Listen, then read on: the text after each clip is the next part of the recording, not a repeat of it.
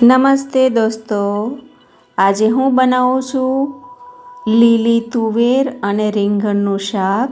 અત્યારે લીલી તુવેરની સિઝન ફૂલ આવી ગઈ છે અને બહુ સરસ તાજી સિંગ માર્કેટમાં મળી રહી છે.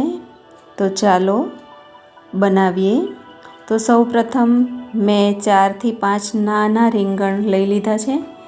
એના છોતરા છોલી નાખ્યા છે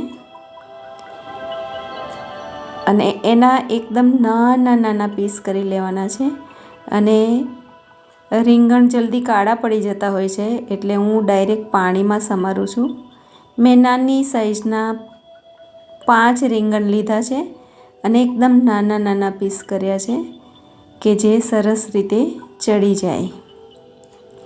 અને બીજી બાજુ મેં તુવેર બાફી લીધી છે. એમાં 3 સીટી વગાડી છે. જરાક હળદર અને જરાક મીઠું નાખીને 2 ટમાટર લીધા છે. ટામેટાને પણ એકદમ નાના નાના પીસમાં સમારી લીધા છે. એકદમ બારીક પીસ કરવાના છે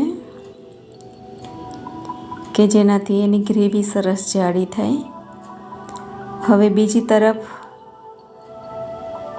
અજમાનો વઘાર કરું છું. તે 1 ચમચી અજમો નાખી દીધો છે, અડધી ચમચી હળદર, આદું અને મરચાંની પેસ્ટ અને સમારેલા ટમાટર. આ બધું જ સરસ રીતે આપણે મિક્સ કરી લેવાનું છે. અને સ્વાદ અનુસાર સેંધા નમક વાપરું છું, પિંક કલરનું.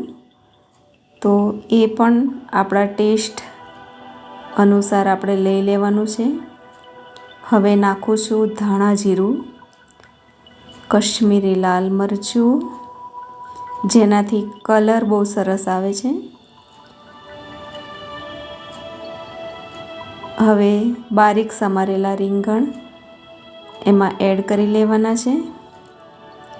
આ બધા જ મસાલા, રીંગણ, ટમાટર બધું મિક્સ કરી લેવાનું છે અને એકદમ ધીમા તાપે એને ચડવા દેવાનું છે. વચ્ચે વચ્ચે એને હલાવતા રહેવાનું છે કેમ કે એમાં પાણી નથી નાખ્યું. આપણે ધીમા તાપે વરાળથી જ ચડવા દેવાનું છે. તો આ રીતે હલાવી લેવાનું છે. દેખો કેટલી સરસ ગ્રેવી થઈ છે. હવે બાફેલા તુવેરના દાણા એ એડ કરી લીધા છે.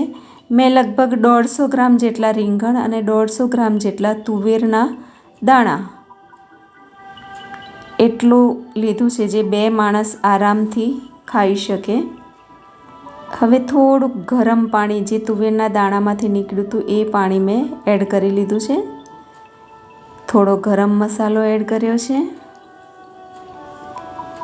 અને ખૂબ જ ફટાફટ બની જતું હોય છે. રીંગણ પણ જલ્દી ચડી જતા હોય છે.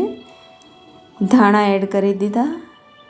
તૈયાર છે ટેસ્ટી રીંગણ અને તુવેર દાણાનું શાક.